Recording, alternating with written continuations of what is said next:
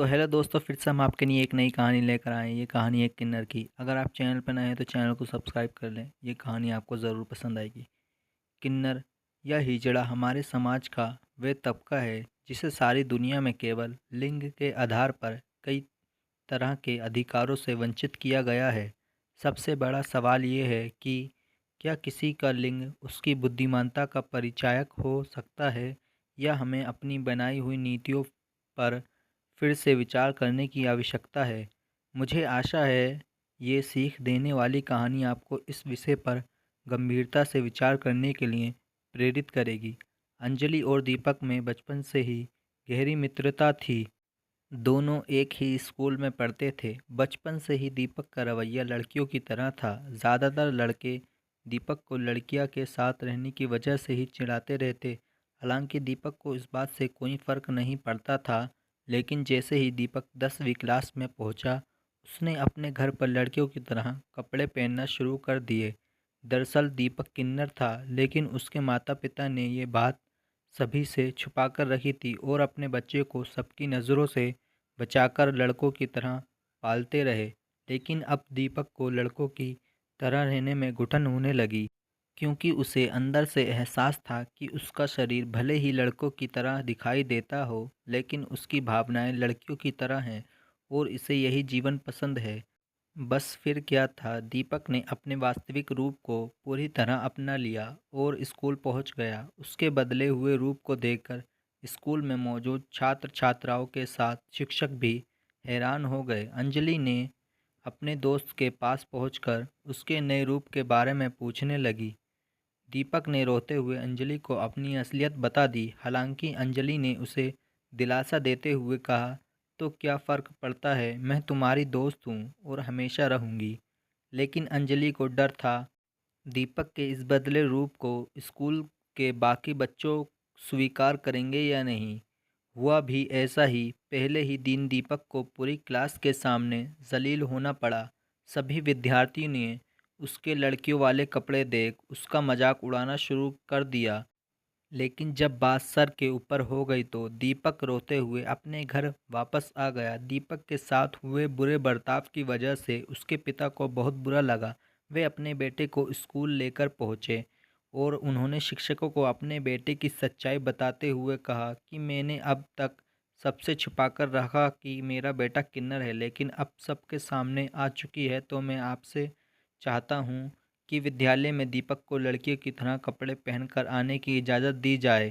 लेकिन प्रशासनिक नियमों के तरह तहत लिंग के आधार पर शिक्षा देने चलन कई वर्षों से चला आ रहा है। इसलिए स्कूल के प्रबंधक ने दीपक को निष्कासित कर दिया। स्कूल से अपना नाम हटाएं। जेल जाने से दीपक टूट चुका था, लेकिन उससे भी ज़्यादा तकलीफ अंजलि महसूस कर रही थी। उसे समाज और प्रशासन के बनाए हुए लिंग आधारित शिक्षा पद्धति पर क्रोध आ रहा था। उसने तय किया कि वे दीपक को इंसाफ दिलाकर रहेगी। ये दूसरी तरफ जैसे ही किन्नर समाज को मामले का पता चला, वे अपना समूह लेकर दीपक को लेने उसके घर पहुंच गए। उनसे मिलते ही दीपक डर गया। किन्नरों ने दीपक के पिता को किन्नर समाज की पूरी प्रक्रिया बताई। धीरे धीरे दीपक के पिता को लगने लगा कि दीपक का भविष्य किन्नरों के साथ ही हो सकता है, क्योंकि आम लड़के लड़कियां दीपक को कभी नहीं अपनाएंगे। इसलिए वे अपने बेटे को भेजने के लिए मान जाते हैं। लेकिन दीपक अपने पिता से रोते हुए कहता है, पापा, मैं ज़िंदगी भर सड़क पर ढोलक नहीं बजाना चाहता, बल्कि मैं एक वैज्ञानिक बनना चाहता हूँ। बस मेरी भावनाएं लड़कियों की तरह हैं, लेकिन मेरी बुद्धि विज्ञान के विद्यार्थी की तरह है। लेकिन किन्नरों के सामने दीपक की कोई दलील नहीं चली। वे दीपक के पिता को मजबूर करके ज़बरदस्ती दीपक को अपने साथ ले जाते हैं। कुछ दिनों तक दीपक अपनी दोस्त अंजलि और परिवार को याद करता है, लेकिन धीरे धीरे वक्त के साथ वह किन्नरों की तरह गाने बजाने में लग जाता है। गुजरते वक्त के साथ कुछ ही सालों में दीपक पूरी तरह से किन्नर बन चुका था। एक दिन दीपक ने अगले गले में ढोलक टांगे हुए ट्रैफिक सिग्नल पर ताली बजाते हुए एक कार का दरवाज़ा खटखटाया। जैसे ही कार का गेट खुला, दीपक अपना मुंह छिपाने लगा। दरअसल कार के अंदर अंजलि अपने पति के साथ बैठी थी। दीपक का मुंह छिपाते देख अंजलि उसे पहचान लेती है और जैसे ही दीपक का किन्नर वाला रूप दिखाई दिया उसके होश उड़ गए। अंजलि तुरंत सड़क पर उतरकर दीपक को गले लगाकर रोने लगती है।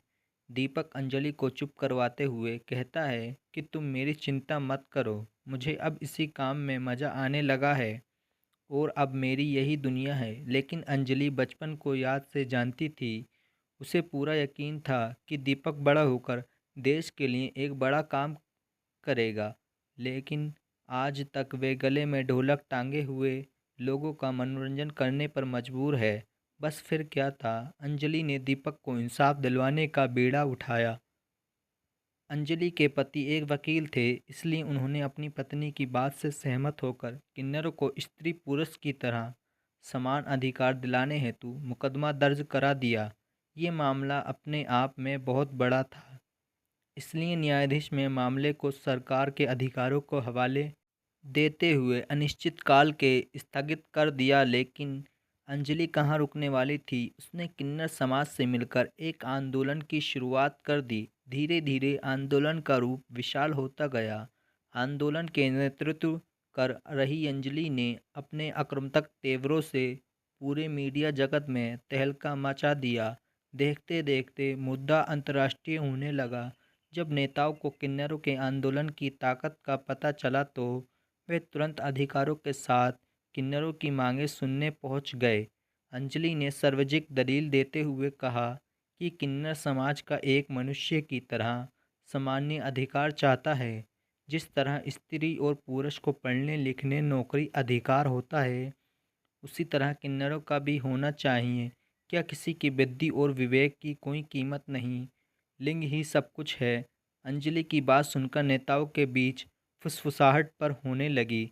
दरअसल उन्हें अंदर से लग रहा था कि अंजलि की बात में दम है, लेकिन वे कर भी क्या सकते थे। वर्षों से चली आ रही सोच के अनुसार पहले पुरुष को प्राथमिकता दी जाती है, फिर स्त्री और उसके बाद किन्नरों को सीमित अधिकारों के तहत समाज के बीच केवल मनोरंजन का पात्र बनने के लिए छोड़ दिया जाता है।